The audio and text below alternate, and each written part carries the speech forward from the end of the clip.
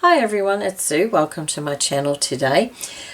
I am going to show you the tags that I have made for the 52 tags handmade challenge by Anne Brooks, and her channel I will link below. So if you've never seen any of the videos or anything, you can click on that link. I've only done 3. I find that I don't always have time every week, and I know she's up to, I think, week 5, so I've got a bit of a catch up to do, but that's okay. I'll try. Try not to get too far behind. Unfortunately, because I do quite a few challenges, or try to, it does get a bit hard. Now this one here, this is the first one, and it was basically, the theme was white.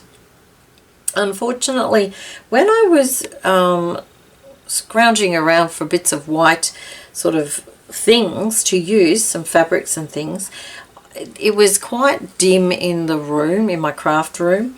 Even though the light was on, the light itself isn't that great. And I grabbed a few things which I thought were white, took it into the lounge room, and of course, because I was working in the evening, when again the lights are on and they're also not that bright, I discovered that after I'd finished it and took it somewhere into another room and went, oh, they're not all white.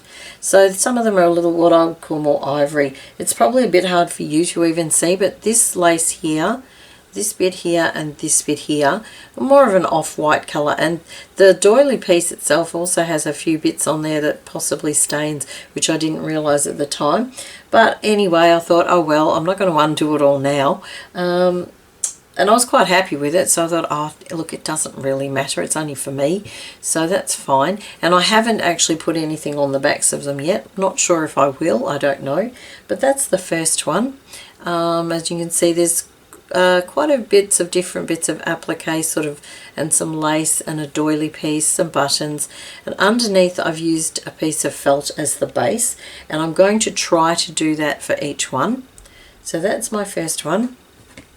And the second one, the theme was, I think it had to have a heart and a contrast colour, I think it was. So my contrast is red and blue, 2 colours I don't normally work with, but I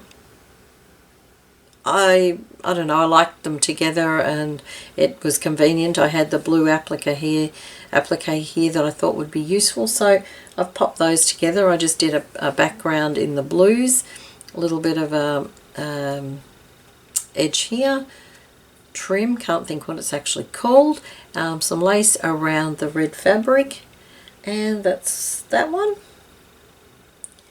And the last one I did, which absolutely took me ages, and you know, as I was doing it, I'm thinking, oh my gosh, this would be so much easier if we did it on sewing machine.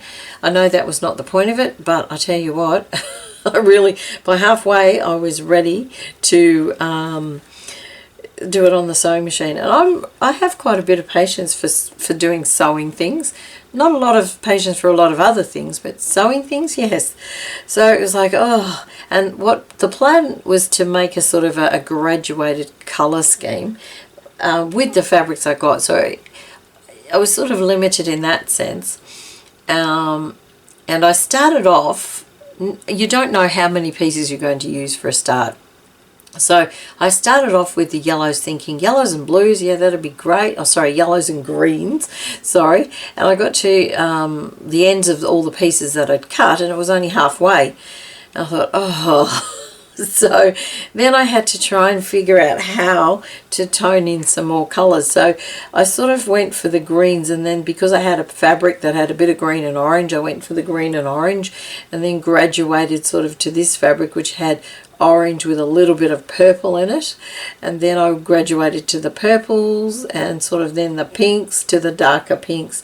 And by this point here I'd had enough, so I put the lace on the end. It did actually take quite some time to hand sew those. No, actually it wasn't so much the hand sewing as well as the cutting, then the ironing, and I really don't iron at all anymore. So I had to drag out the iron and iron each little piece and so forth. So it was like, oh, I must admit I sort of this one really challenged me, my patience more than anything. So that was that one. And I guess in some ways maybe I'd made a mistake in that I made mine relatively large. I'm just looking at a ruler. Where's a ruler? There's one. My tags are 9 centimetres by 15 centimetres, although I guess 12 centimetres would be the actual piece of sewing. So I made them a little bit larger, so it does take a little bit longer, obviously. And for something like this, it wouldn't worry me. Didn't worry me for this one either. These didn't actually take long at all.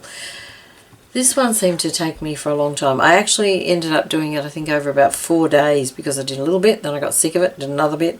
Then it took me a while to scrounge around for the fabrics. So when it was finally finished, I was very pleased.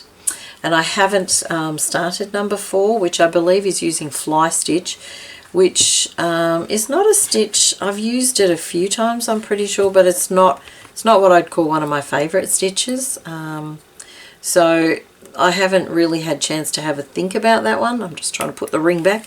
And then I've got the last one to do as well, which I haven't even watched the video for that one yet. So I thought I would come on and quickly do an update before I got too far behind, and they're out of order now. Yeah, so hopefully I'll get on to the next ones pretty quickly, and I'll give you an update when I've done those ones. But thank you very much for joining me, and I'll see you again soon. Bye for now.